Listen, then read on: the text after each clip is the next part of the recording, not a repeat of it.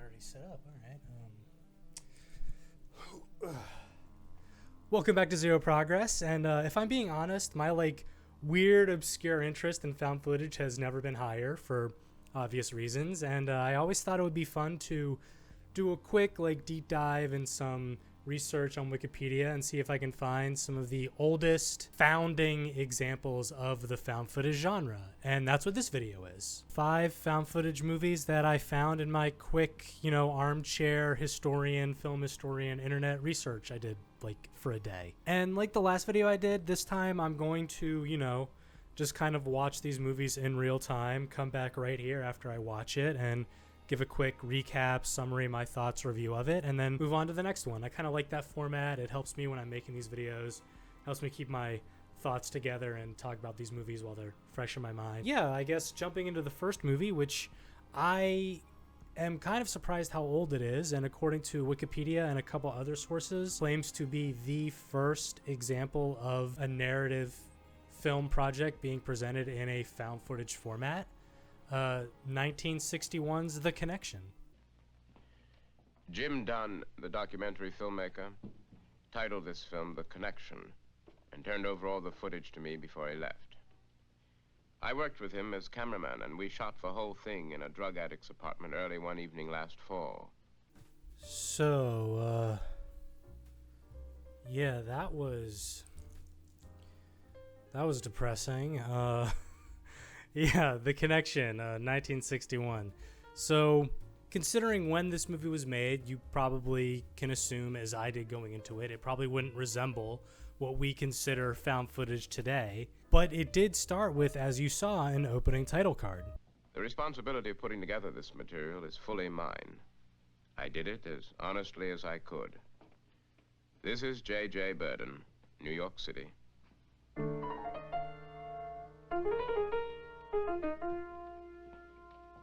Let me just go ahead and bring this up right off the bat. This is not a horror movie. This is a drama. Well, I guess a horror movie if you can relate to addiction, but this is essentially a drama about heroin use. Narcotics.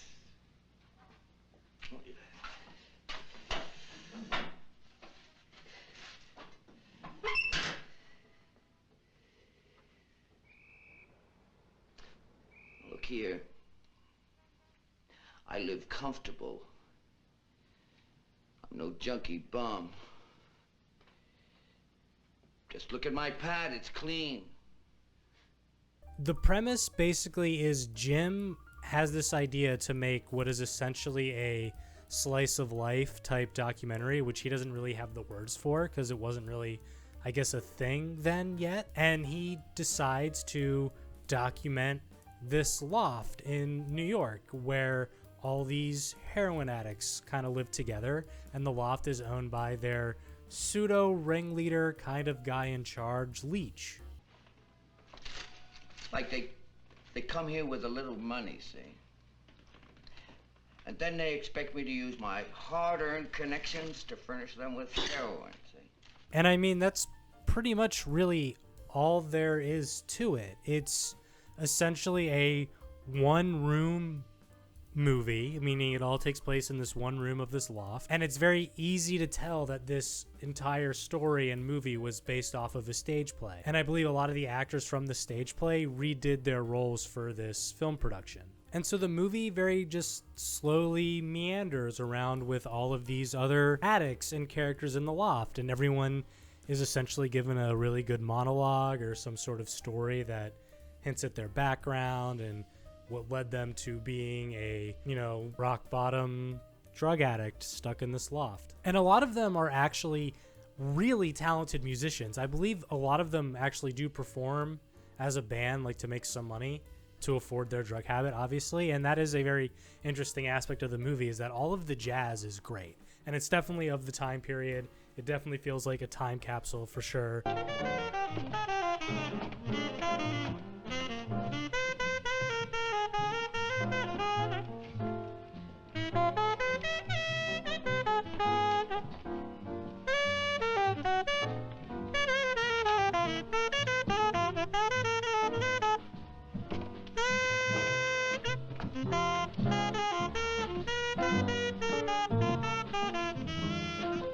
But the big thing all of the addicts in the loft are waiting for, and who they keep talking about, is Cowboy, their dealer, their connection. I hate petty arguments.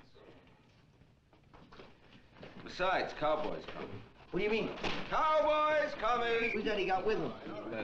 I can't make it out, Solly. What is it? And eventually their dealer, their connection, Cowboy, shows up, but he brings with him Sister Salvation, who is like this elderly old woman that I guess he has some sort of either familial or religious connection to. He gets some sort of comfort out of her, but she is completely ignorant to the fact that Cowboy is a heroin addict, and not only that, he deals.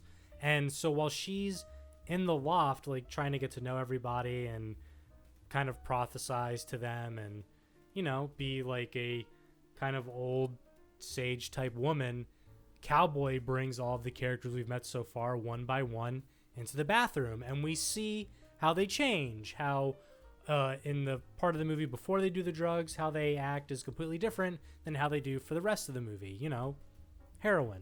And the beginning of the movie also has a lot of the addicts themselves kind of questioning the exploitative nature of being documented like this, as this is a very new thing, and the movie itself brings up, and the characters in the movie bring up, like, how weird it is and how different they act when they're on camera than when he observed them without the camera being in the room.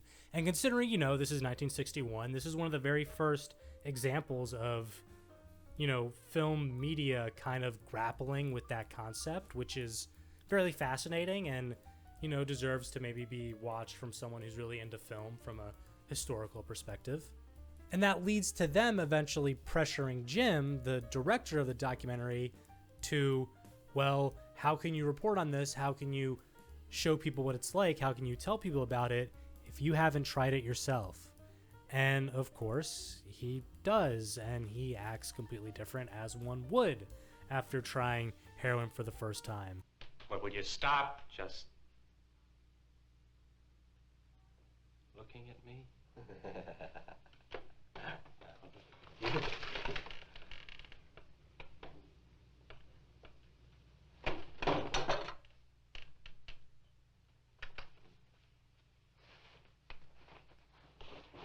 Yeah, I want to watch. Stay, Leech.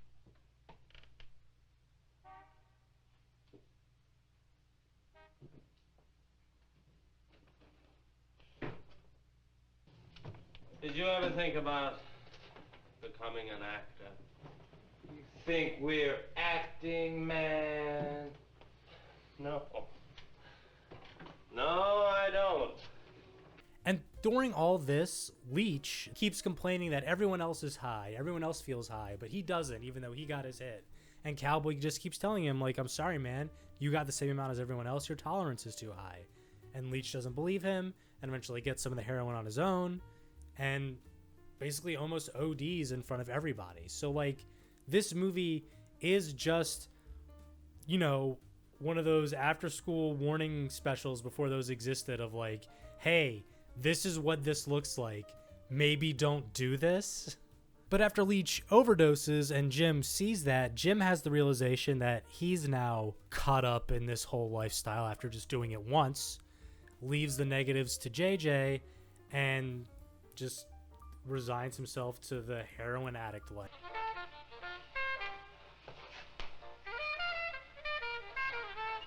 It's all over.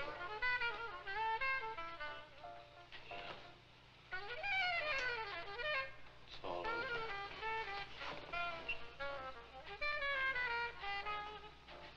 It's all yours now.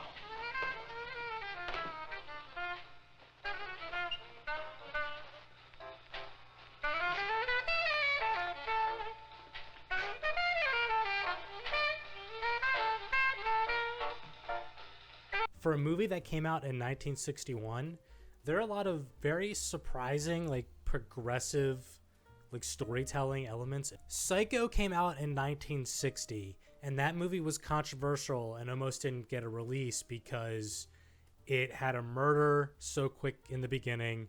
It showed black and white blood going down the drain in a tub, and it was the first movie to show a toilet flushing unobstructed. So, like, That's the era we're talking about, where like just those few innocuous things could potentially get you in trouble with the censorship board. And then a year later, this movie comes out, which fully shows heroin use, fully is like very vulgar for its time. They're speaking street language, they're saying swears, and it also has an element of like LGBTQ representation where Leach, the guy who owns the loft, is implied to be a homosexual, but not like necessarily in a negative light, just like that's just an element of his character that everyone's aware of.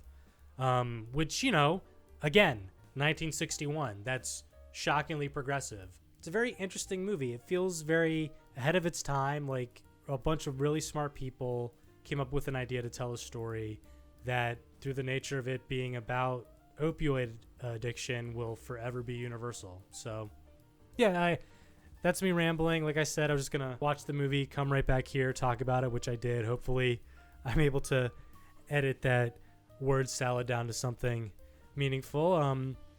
But yeah, so moving on to the next movie, which I believe is a 28-year jump from this one. We're going from 1961 to 1989.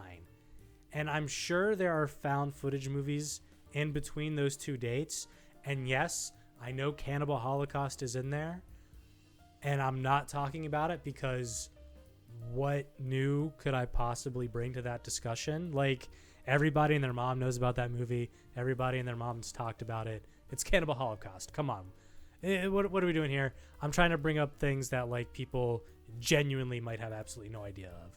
So, speaking of, the next one maybe not fully fits into that definition. I'm sure hardcore horror fans are aware of Alien Abduction from 1989.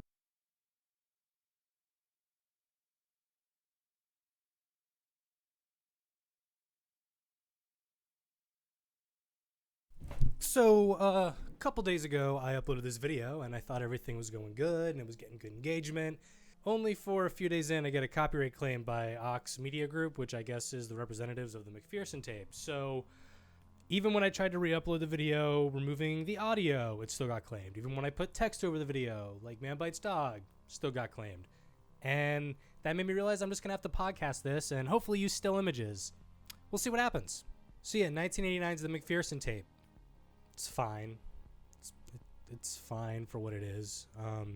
It is clearly like an independent movie made by a guy who roped his family and maybe some friends into it. Personally spent his own savings, I assume, and just made like this fun, quirky, amateurish alien abduction horror film with a consumer grade video camera from 1989, which would have definitely been unique and novel at the time. This might be the first movie to do that concept. If you know of any earlier, please let me know. But the plot is you basically have I think they're the Van Hess family, and during like their weekly family gathering Sunday dinner, the power goes out and the brothers go outside to inspect it, only to see strange lights in the sky and then come across what is blatantly a UFO and kids in costume, I mean aliens. And of course they freak out thinking like, oh my god, alien invasion, blah blah blah blah blah. They go inside their house, weird noises, they hear the aliens outside. The little girl sees the alien through the window, the camera catches it at one point. They hear noises on the roof, the brother shoots one of the aliens with a shotgun. They kill the alien, inexplicably bring the body inside, don't know why. Two brothers then go and go to the truck with their shotguns, only to then be blatantly abducted, and they're out of the movie. And then from there, everyone just barricades themselves inside, and it becomes like a weird standoff thing inside, which also makes me beg the question I always have whenever I watch a movie like this, which is it really not possible for these aliens that have this advanced technology and like mind control stuff, which happens in the movie, they start mind controlling people to open the doors, which feels more like vampire rules, honestly. But is it really like impossible for them to just open a door, pick a lock, or like just pick up a rock, bust a glass window, and just grab everybody? Like, is that like beneath every invading alien force? And then from there, while people periodically get mind controlled to try to open the door, I guess the alien in the back resuscitates or goes missing, letting all the other aliens get inside the house. So maybe it was vampire rules. They needed like permission to come in. Who knows? And they, I guess, are implied to abduct the whole family. That's the plot. Pretty you know, I guess I shouldn't say cliche if this was like the first to do it, honestly. So that's not fair of me to say. But if you like, you know, fun, amateurish indie films made by just really personal people, and it's just like a fun project that they're having, and it's not really like a professional thing, you might enjoy this. As the first movie to do a narrative concept of like a family, I keep wanting to say family vlog, and I know that's not right, but like a family home video style horror narrative, you know, as the first project to do that, it's interesting. But yeah, I don't know, McPherson tape. It's also all on YouTube. There's like a version of it that's just on YouTube, I think with ads, so I really don't understand why my video got claimed. I'm definitely not annoyed about it. Not at all. From here, we're just going to jump into the next movie. Well, no, we're not going to jump in the next movie. We're going to jump into the previously recorded footage, and I'm sure like my editing won't be absolutely out of nowhere and jarring. But now moving on to a movie I'm actually legitimately kind of excited to watch, because before doing research for this video here, I had never heard of it. I did not know it existed, but it's fascinating, and I don't know, maybe unjustly forgotten if it holds up to what I'm thinking in my head. 84 Charlie MoPic, which is a Vietnam set movie from the perspective of like a war photographer documenting what's happening in a platoon. So yeah, it came out the same year as the McPherson tape, and according to Wikipedia is one of the earliest found footage examples. So yeah, let's jump into it. Slate start, 1 August 69, DASPO documentary. Lessons learned team, officer in charge, Lieutenant R. Drury, cameraman, inspector. That is especially for, check this out now, it's for the men in... 84C MoPic is a 1989 war drama film. After what I just watched, I'm honestly surprised how unremembered this movie is. I don't know, I just feel like a movie like this should be on like an obscure film buff's like most unknown war films ever made type thing, you know what I mean? I was legitimately impressed with what this movie does and what it did with what was clearly a low independent indie film budget, especially at the time. So the basic premise of this movie is that it takes place in the Vietnam War in 1969. And basically we follow what is a like advanced recon unit, like a somewhat small unit of maybe like 8 soldiers that are sent ahead to do recon and quick sabotage and disarm booby traps, you know, general reconnaissance type missions. Basically the most dangerous, like in the shit unit you could be a part of. And one day a new lieutenant, referred to as LT, and his assistant MoPic, where the movie gets its title, get embedded with this unit with the purpose of documenting them to hopefully learn lessons, because this specific group of men are like the most successful advanced recon unit that they have right now. So they're hoping to document them to learn lessons to tell other soldiers for the type of combat they're experiencing in Vietnam, which, you know, guerrilla warfare, really hard to deal with, really horrifying and bad for the soldiers involved, not great all around, and that is what you are in for the rest of this movie. You ever heard of noise discipline? Pretty boy, easy. Get these FMG shit together. Pretty boy, duct tape. If he says your shit's flaky, your shit's flaky. You can make more noise than 2 skeletons fucking on a tin roof. There is kind of like a litmus test that I do when I watch a war film, which is how much does it teeter into being propaganda and how much does it teeter into actually being anti-war. And I can confidently say this is mostly anti-war. Like, it is sad. You come to like these men, you come to like this group of soldiers, and I mean, I'm just gonna come out and say it, they all pretty much die. And it's horrific and sad, very Saving Private Ryan, very just like All Quiet on the Western Front. Like, there's no real glory here. And speaking of the military unit, our characters in this are LT, as mentioned before, MoPic, OD, the actual leader that all the men respect, Pretty Boy, Hammer, Easy, and Cracker. And the first, 30 minutes of this movie, first 45 minutes we just kind of get a slice of life peek into what the daily life of this unit is like. Them going through the jungle and being quiet and like tips and tricks to stay alive, what to look out for. Like, don't smoke a cigarette because the smell will give you away, especially menthols, things like that, which is legitimately fascinating. And I think well researched from a layman's perspective who maybe took a couple history classes in college, it seemed pretty accurate. And yeah, the movie does a good job of embedding you into this unit and like building up your sympathies to these soldiers. A lot of them kind of have really sympathetic backstories on why they're even there, because remember, this was the draft. This was back when you were forced into this situation. It wasn't like you volunteered to go out there. So what are you gonna do when you get home? I don't know. Get high. Hang out. Check out my wife. Why'd you join up? Judge volunteered me. It was either that or they'd lock me up.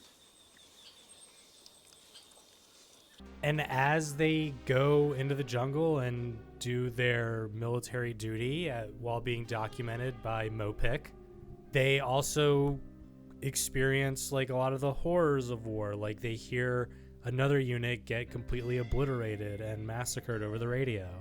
They almost stumble into a booby trap, which OD saves everybody from because he's like one of the best. He scouts it out immediately. And like I said, good details. But from here is when things kind of, eventually go downhill, and where I think the found footage format actually applies itself really well to a war movie like this and the messaging of it. Like the fact, there's no score, it's just matter of fact, this is boots on the ground footage of what's happening. There's no way for them to kind of like glorify what they do and what happens to them. And we do eventually see them in combat, and eventually Pretty Boy is the first to go. And they do the same type of scene from Saving Private Ryan where the enemy just kind of lets him bleed out their shot, periodically taking shots at him to try to bait everyone out. It's again really pushing home that the message, there is no glory in war, it is bad. And after Pretty Boy dies, the first real like break in the armor, the mentality of the rest of the crew also kind of starts to suffer, and the actors do a good job portraying that. Adjust to the right! Adjust to the right! You got it, bud. You got it. And so now that they're like behind enemy lines, and because of like the actions that they've done and calling in an airstrike on the enemy, the Viet Cong know that they are out there. And so it's a matter of getting to the exfil so that they can all escape while Charlie's on their tail.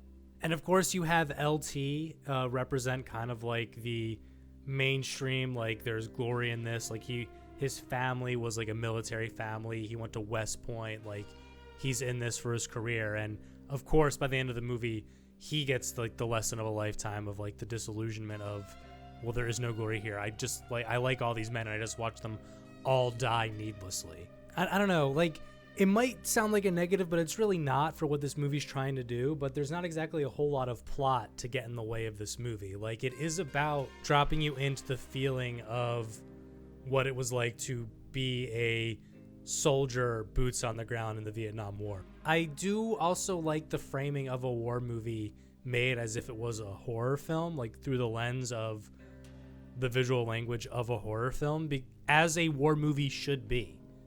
It shouldn't be enjoyable or entertaining. It should be constant dread, horror, shock, and just unease. All Quiet on the Western Front, again, another great example of that. That movie has the visual and audio language of a horror movie, like from its soundtrack to its audio design, definitely the visual language. And this movie does a good job of that too. One gripe, which it's kind of hard to call it a gripe, but hey, they made the movie, it's open for criticism. It doesn't exactly have the resources and budget to get away with a lot of the ideas that it wants to implore. Like a lot of what happens to these soldiers and the messaging would have hit home if they had the, I guess, budget, time, and ability to like throw in some actual blood effects and gore and squibs and whatnot. There is one scene, but it's not like that great. It's just like an arm gets punctured.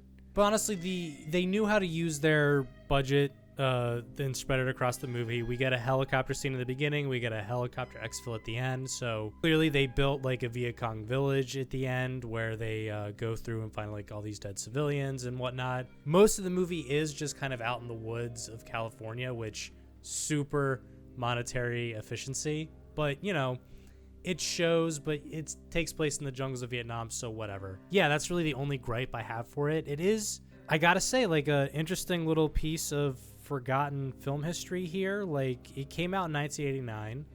It has like one or two actors I kind of recognize, and it was actually marketed in some Asian countries as Platoon 2, which, you know, kind of makes sense. But just as like an old, ahead of its time in the way it presents its story, found footage war film, I'm legitimately surprised it's not more well known and like talked about in film discussion, film snob, you know, those types of community circles. So yeah, here's a little spotlight on it. It's really interesting. If you can get a hold of a copy and whatnot, I highly recommend checking it out at least once. It's interesting and definitely worth it, and a really cool part of film history. Yeah, moving on to our next movie, which is a 1991 some French wave at the time film, black and white mockumentary horror film, which, like, reading about, I've never watched it, but reading the description, it always reminded me of Behind the Mask: The Rise of Leslie Vernon, which I have seen. That's a good movie. But like I said, this came out in 1992, French film, black and white, man bites dog.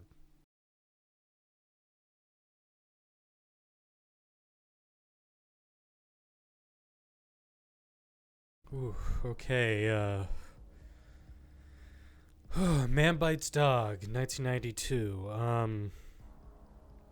That was fucked up. So yeah, this movie's definitely more in line with something like My European Nightmare from last video, honestly. And reading the Wikipedia page for it, you can clearly see that this movie definitely was the inspiration for Natural Born Killers by Quentin Tarantino. This movie screams that type of vibe. And yeah, this 1992 horror, psychological thriller, messed up experiment in depravity is it's very interesting. Man Bites Dog. It really is.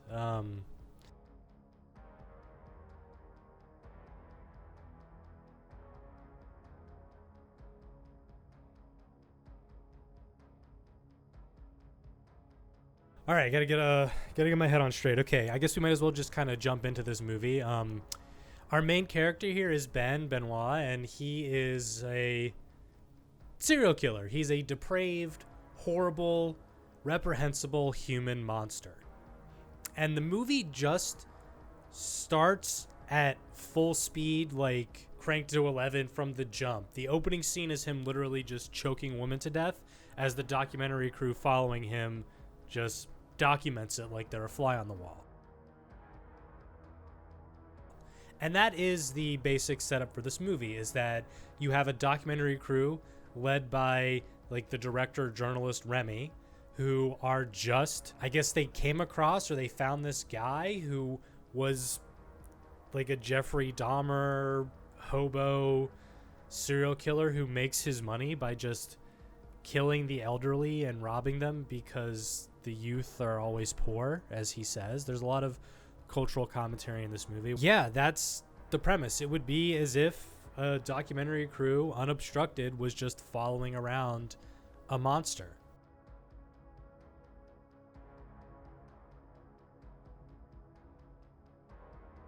And this movie isn't exactly subtle in its messaging of the idea that the documentary crew are directly culpable, because from the jump, from the opening scene, they just document a murder, and then the movie also inserts a lot of montages of footage of Ben killing people and covering it up by constantly dumping their bodies into a quarry, which is almost like a recurring gag.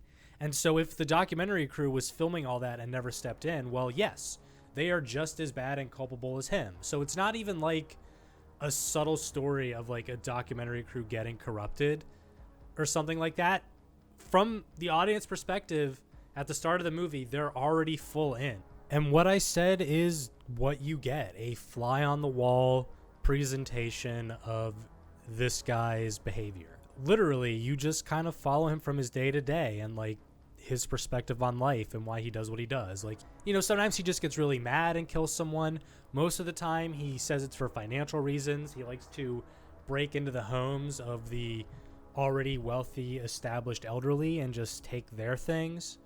There's a really messed up sequence where he like tricks an old woman into letting her into his apartment and then kills her by just screaming in her face, giving her a heart attack so he doesn't waste a bullet.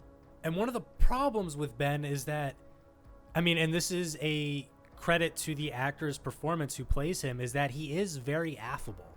He is the type of person that if you just met this stranger in a bar or somewhere, you might, you know, speak with him for a little bit and you might get like a good impression of him. But just underneath is a guy who's willing to do any depraved thing, like any depraved thing.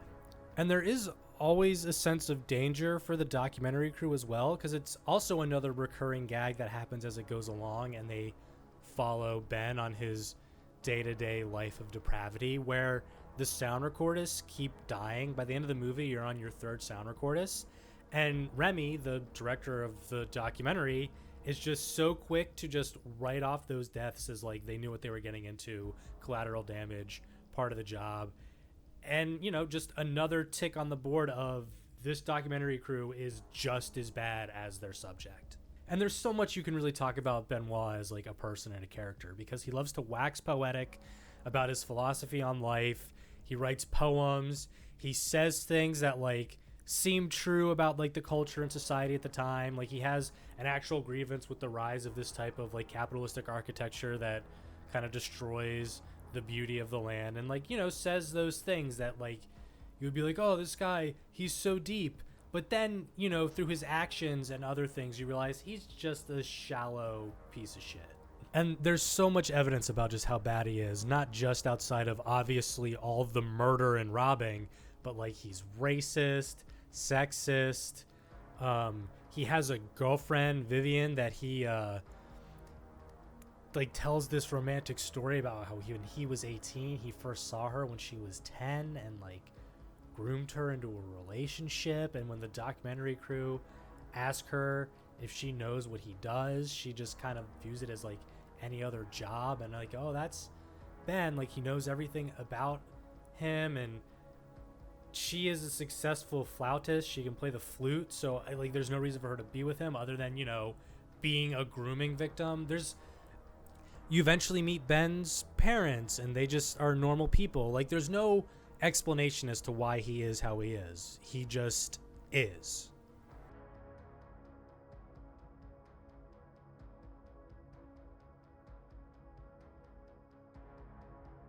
And even though I said before, and I would argue that the documentary crew starts complicit and just as bad as him from the jump, they do get more corrupted as the movie goes on.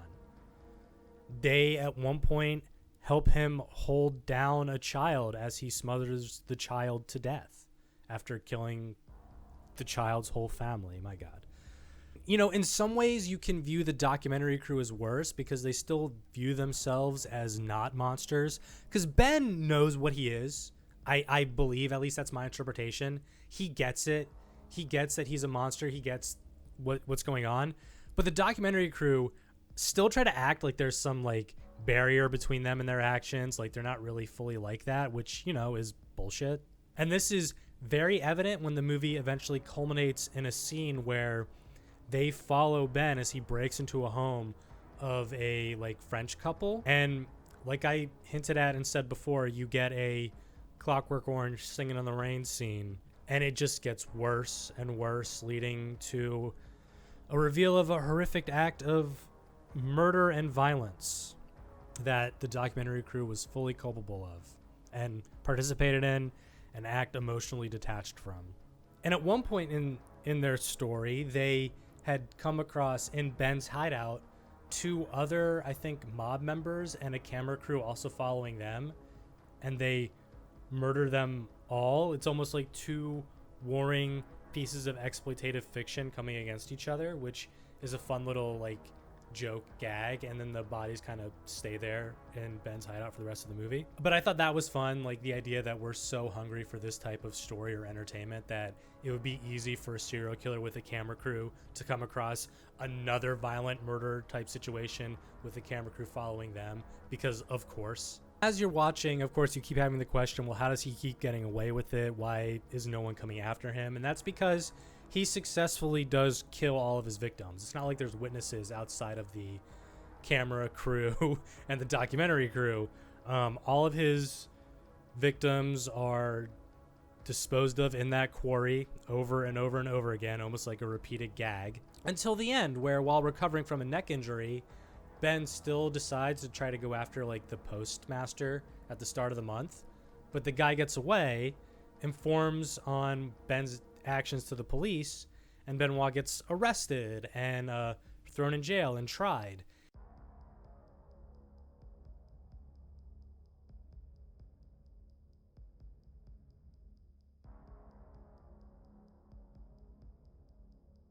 The camera crew and the documentary crew totally unscathed, which I guess is, you know, a more metaphorical message of the movie, that the camera lens insulates you from any sort of responsibility, which, you know, to be fair, we do see. But while waiting to be tried, Ben escapes jail and calls a documentary crew to meet up again, and they do, and now they're helping him, you know, evade the police and driving him to his girlfriend, and he's gonna like collect her and go on the run because he's been exposed. All that stuff, only to find that his actions and the consequences have finally caught up to, unfortunately, not Ben, but the people around him who have been ignoring his actions the whole time. So, you know, maybe they are somewhat deserving of their fate as well. I mean, not as bad as what happens to his girlfriend, V.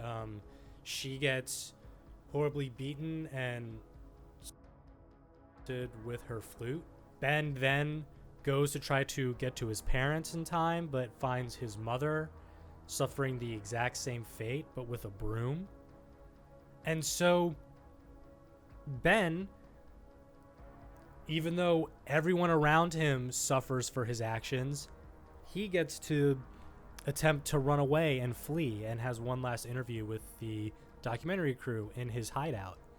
And this is when you do get the messaging of fuck around, find out, right? Like, Ben, pretentiously, and the camera crew, thinking they're all safe, decide to record Ben reading one last poem to camera, only for an unseen gunman. I'm going to assume the family member of one of his many victims tracking him down for revenge, and just shoots everybody.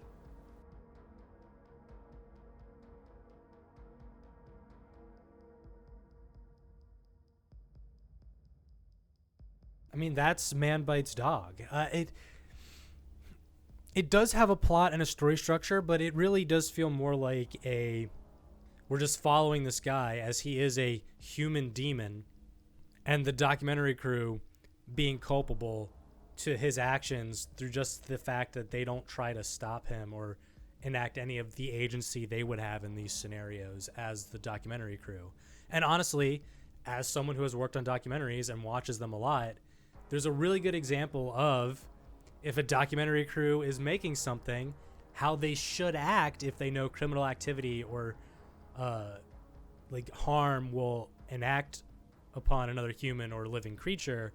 That HBO series Chimp Crazy has a great sequence where they find out that their subject has plans to harm a chimp, and there's like a whole debate on, well, we know she's going to do something illegal. What is our responsibility? What do we have to do as filmmakers at this point? We can't just keep documenting. We have to. But, you know, as a documentary filmmaker, you're supposed to be objective. You're supposed to be emotionless and just document. But, you know, there are ethical lines. So in that regard, this movie is a really interesting example of that from a fictional narrative perspective. Man Bites Dog, I mean. kind of rambling.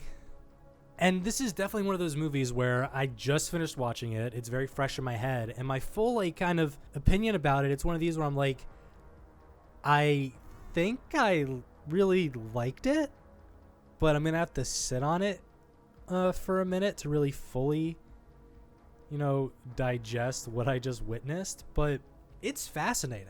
And it is also very well made as a, found footage mockumentary type project. They have fun, and also, even though it's found footage, it is very well shot. Like, there's really good cinematography and really striking imagery in this that I really liked.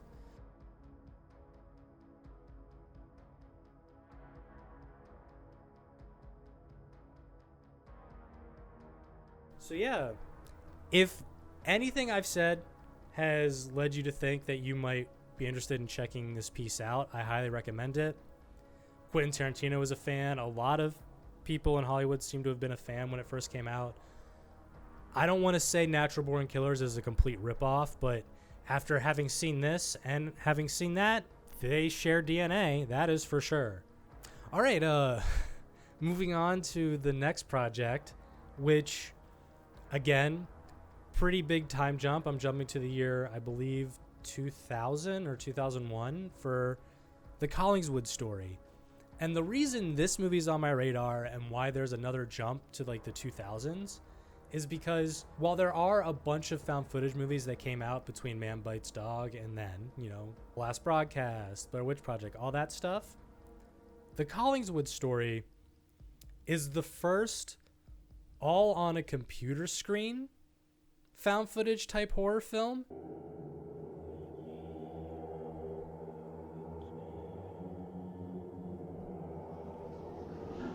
All right, the Collingswood Story. I mean, this movie, it was fine. It has its place in history, I think, as being the first. And remember, the first doesn't necessarily mean the best or the greatest example of what it was trying to do. It was just the first. So by nature of that, it deserves to be remembered and have a little spotlight on it. But, I mean, if we're being honest here, it was a pretty amateurish indie horror film with not the best acting. John? Wait, I can't see you. Are you still there? Yeah. Why is this thing... What do I click? Rebecca? Yeah? The video button. Duh. Much better. Hey. Took you long enough. She's a little slow getting started, okay? And yes, it is, well, mostly at least trying to do the whole all on a computer screen thing, which is interesting how they thought that should be edited together and how that should play visually. Because while it is presented like it should be all on a computer screen, they edit in dream sequences and like cutaways and like other things that kind of break that format entirely. So I don't know if it's just by nature of the fact there were no other examples of this type of movie that they didn't exactly know how to put it together in the editing bay, but that comes off jarring. Yeah, I guess before I start, getting too crazy in my rambling, let's go ahead and get into the plot. Our main characters here are Rebecca and Johnny, and a psychic who pops in throughout the movie, Vera. And the basic premise of this movie is that Rebecca, who Johnny is sweet on, has moved out of her town to Collingswood in New Jersey because she's going to Rutgers for college. Rutgers. Something like that. And to surprise her for her birthday, Johnny sends her an early webcam so that they can video chat with each other, which is honestly, at the time and the way the movie presents it, kind of viewed as like a novelty. Is this me, or is it really confusing? What? Well, I look up here. Yeah, at the cam. But I want to look at the screen. It takes a little getting used to. Hey, not complaining, man. Really cool gift.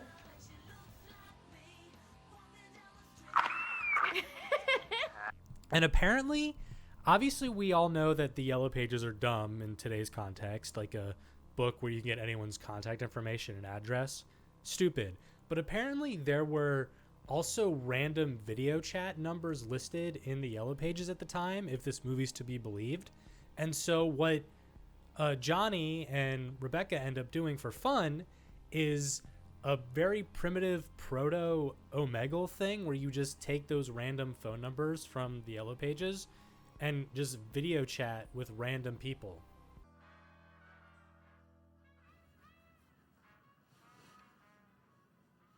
There's no one there.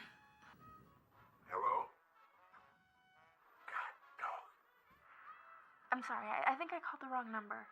And seeing like early 2000s, late 90s technology is also kind of fun because yes, this is all on dial-up. And I will say there is no way webcams and video calling connections looked this crisp and this nice back then.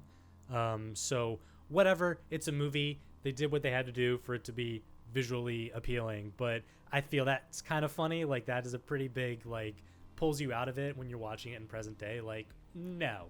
And another neat aspect is it is dial-up internet, like I said. So Rebecca has a laptop that she's able to plug her webcam into and then uses like a comically long phone cord in order to talk to Johnny around the house and walk around with it, which is fun to think about. Like, yeah, there's no Wi-Fi, bitch. Like, this is the 90s. Well, this is 2002. So yeah, Rebecca and Johnny are just having fun one weekend, randomly video calling people.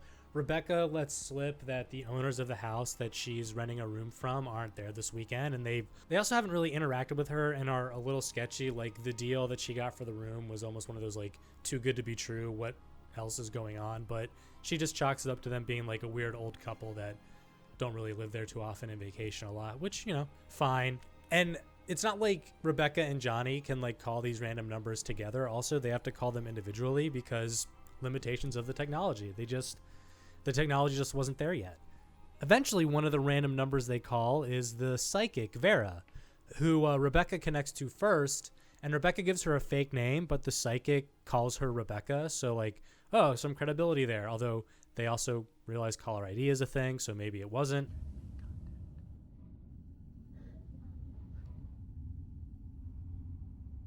There's something you wish Rebecca to know?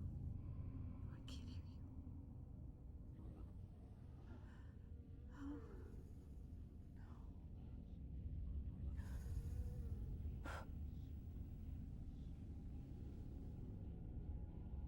I'll need both.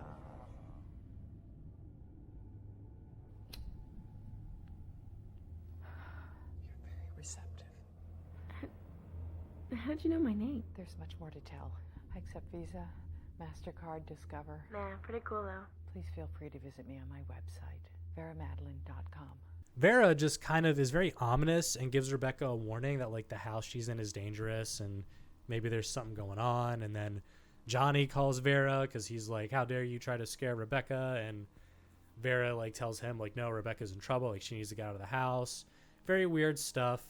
And that triggers Johnny to like research the town and the house based off of what Vera said, because Vera claims there's like some old cult tied to like some French immigrant named Alan from the 1800s that's tied to the town or something. Like weird, you know, satanic panic type stuff. And that becomes the rest of the movie. Rebecca and Johnny researching the history of the house and the town, and Rebecca driving around town and finding like the old house that Alan originally moved into, where he killed a bunch of people and like drowned some kids. It turns out that the house that Rebecca is currently staying in also had like a family annihilation murder happen in the 80s. So, you know, a lot of weird, supernatural, sketchy stuff, and the history of the town and the house starts piling up and really triggering Johnny more so than Rebecca. And really, that's kind of everything that goes on, you know?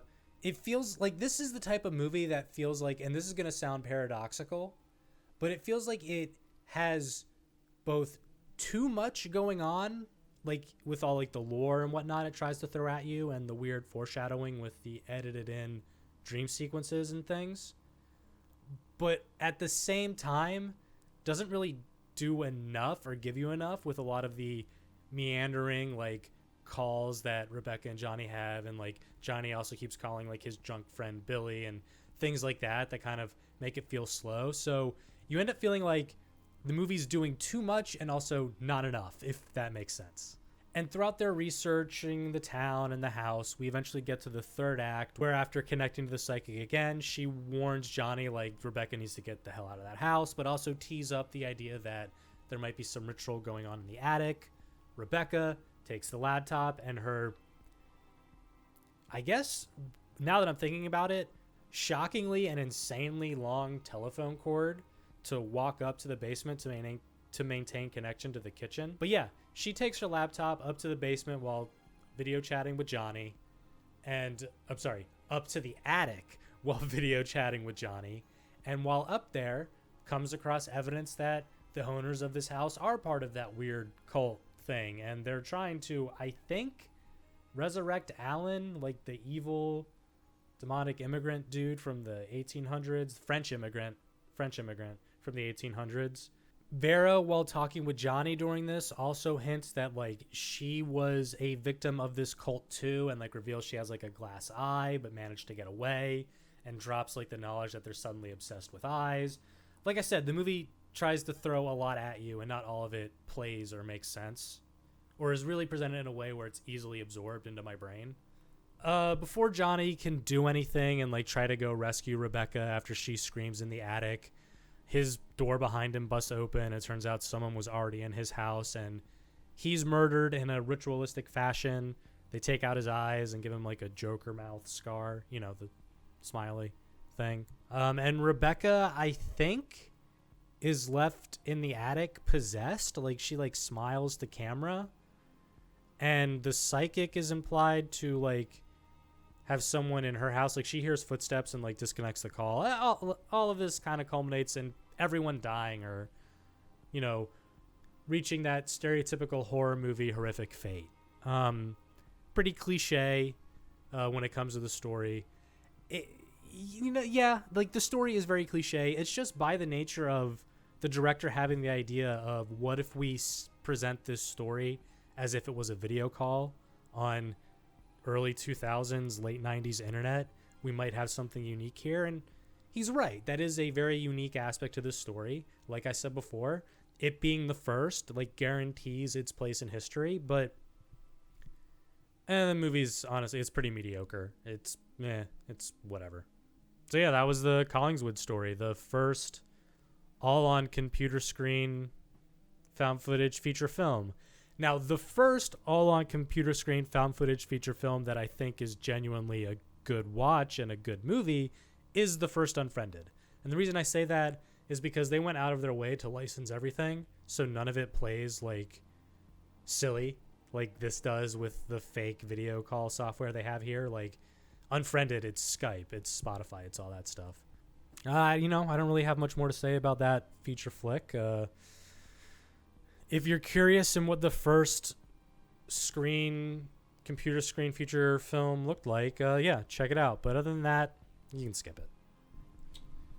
All right, so those were 5 of the earliest found footage movies ever made that I could find. Obviously, when I say that, I mean like more genre-defining movies. Like, obviously, the Collingswood Story is a much more recent found footage movie compared to the others, but yeah, first to do the computer screen thing. The Connection being literally the first found footage movie is pretty interesting. Of course, it makes sense that it was kind of based off of a stage play and was like a one location kind of thing. Okay. McPherson Tape is obviously interesting in its place in history as like the first narrative horror thing trying to emulate like a family videotape, like at a reunion or something, you know what I mean? Family video, God. MoPic was fascinating in that it was a found footage war film, and like on the Wikipedia list, I think like maybe like the 5th or 6th found footage movie ever. Again, just going off the Wikipedia list. Man Bites Dog was just a trip, and like I said, I had to take time to digest it, and I think it's a really, really good movie, really interesting, for a very specific type of film goer, if you can stomach it, because it has really messed up intense themes. Like if you watched My European Nightmare like in the last video, or saw that and thought that movie intrigued you, you will probably like Man Bites Dog. So yeah, those were 5 super early, some of the first genre defining found footage analog feature films ever made. Not all horror, ran the gambit of genres. So yeah, I still really have no idea how to end these videos. Go with the typical like, subscribe, share. If you have any recommendations on what you should think I'd like, let me know down below. And I'm gonna try to challenge myself and not just come back with more found footage stuff, even though it's really easy for me to kind of obsess over that genre. Not to say I'm not gonna do more, because I definitely have a list. But yeah, hopefully you enjoyed this video, and I will see you on the next one. Peace.